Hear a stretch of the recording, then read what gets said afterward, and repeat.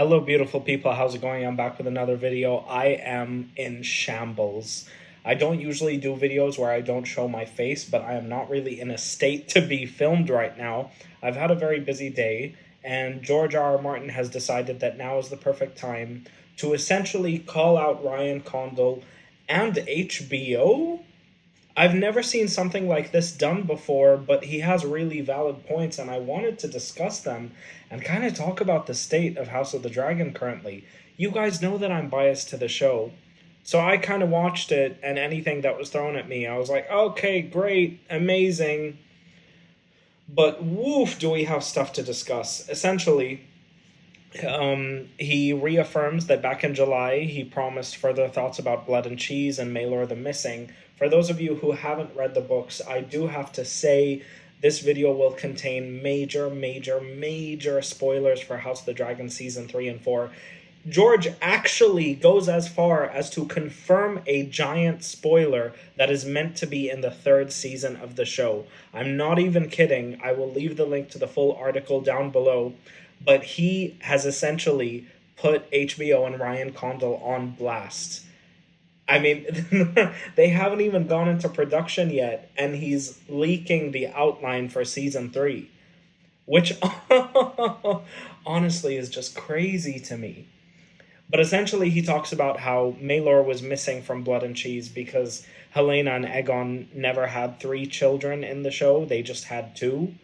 And he essentially says that Ryan Condal promised him that Maelor would come around maybe in Season 3.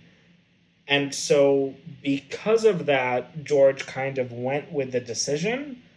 But then it seems that he was bamboozled because he writes, sometime between the initial decision to remove Maelor, a big change was made. The prince's birth was no longer just going to be pushed back to Season 3. He was never going to be born at all. I'm sorry, I'm just really frantic at the moment because I can't believe what I'm reading. He talks about how Blood and Cheese wasn't as brutal as it was in the book because in the book, Helena was made to choose which one of her sons, Jaehaerys or Maelor, would be killed. And once she chose Maelor, they killed Jaehaerys and told Maelor, your mama wants you dead, which is, big scene from the book. But when it happened and it was changed in the show, I was okay with it. I didn't really mind, but George begins to speak about the butterfly effect, which he apparently spoke about once Game of Thrones was airing. I wasn't really around or a fan at the time, so I don't know. But he speaks about how Maelor will eventually, and again, spoilers for Season 3 and Season 4 of House of the Dragon, or Fire and Blood, because I don't even know if this is going to happen anymore. And neither does George, apparently.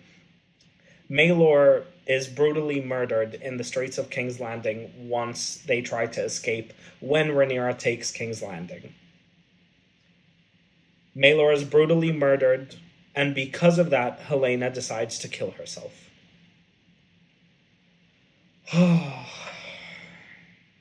And now that can't happen. He essentially says, let me try to find it. The grief and guilt are too much to bear for Helena in the book after Maelor's death. But in Ryan's outline for Season 3, Helena still kills herself for no particular reason. There is no fresh horror, no triggering event to overwhelm the fragile young queen, and the final butterflies soon thereafter. This is a mess. This is a mess. HBO and Ryan Condal have some serious damage control that they need to do. I am genuinely terrified. Because George makes very valid points, but the thing that scares me is right at the very end of his article where he says, Helena's suicide and the riots, there's a considerable loss, losing them in the show. And there are larger and more toxic butterflies to come if House of the Dragon goes ahead with some of the changes being contemplated for Season 3 and 4. What the hell are Ryan Condal and Sarah Hess cooking up? There was the change with Rhaenys. There was the change to make Alicent think that Aegon being king was one big misunderstanding because of the Aegon prophecy. I liked all of that. I honestly did. We resolved that issue in Season 2, But then you get Daemon, not really ordering the murder of a child, and it just becomes a misunderstanding fest. And I mentioned this before the season aired. A friend of mine called it House of the Misunderstandings. These characters are losing their agency. The final meetup in season 2 where Alicent says to Rhaenyra, you know what, you can kill Aegon. She's gonna leave and flee, and Rhaenyra's gonna take King's Landing, and Aegon's not gonna be there. And guess what? It's gonna be another misunderstanding because Alicent doesn't know that Aegon is fleeing with Larys. It just seems to be more and more misunderstandings, which I don't hate. But now that I'm reading George's article and I'm seeing how deeply these little changes affect the entire story, it's scary to me. It really is scary to me. And this is coming from somebody who genuinely would die for this show. I would do anything for this show. I would do anything to get interviews with the cast. You guys have seen me do my thing. I am genuinely terrified for the future of House of the Dragon.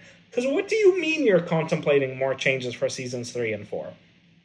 I'm going to get into spoilers now. Please be cautious about what I'm about to say. Starting now, we're going to go even deep into spoilers. At the end of Fire and Blood, Rhaenyra's lost everybody. She travels back to Dragonstone and finds Aegon. And Sunfire is still alive, and Aegon burns her to a crisp. That's how Fire and Blood ends. And Aegon's last daughter and Rhaenyra's son, her last son, marry each other, and then the Dance of the Dragons is over. The war was all for nothing. I've made jokes with my friends in the past that Ryan Condal and Sarah Hess are going to make Alicent and Rhaenyra. They're gonna make Alicent jump in front of Sunfire to save Rhaenyra or something. I don't know. I don't know. I honestly don't know. Alicent. The end of Fire and Blood has Alicent hate the color green, and has her dying sad and alone because of everything that has transpired. I don't know where they're going with the show. However, I recognize that I am a totally biased consumer. I love the world of Game of Thrones, and I wasn't willing to let it go after Game of Thrones ended. It is exactly how I was when it came to Fantastic Beasts. I am biased, and that's something that I recognize about myself, and I still love the show. But I think that Ryan Condal and HBO need to make a statement because this is really bad. This is really, really bad for the show. This is terrible.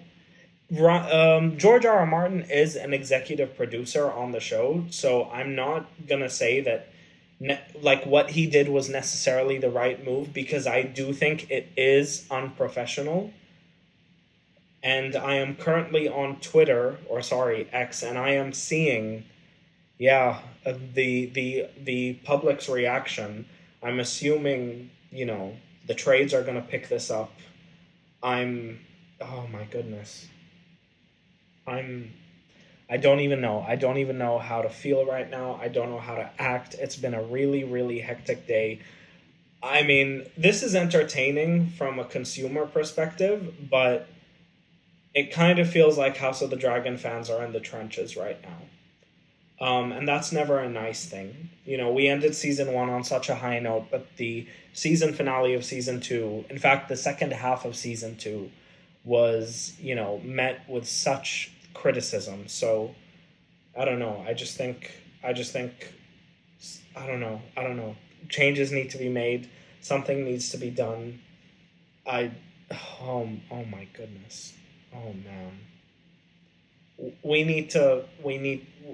I don't even know. I don't even know, you guys. I don't even know. I love you all so much. Thank you for watching. Love you guys. You guys are the best. I don't even know. I'll see you guys on the other side. Bye, guys.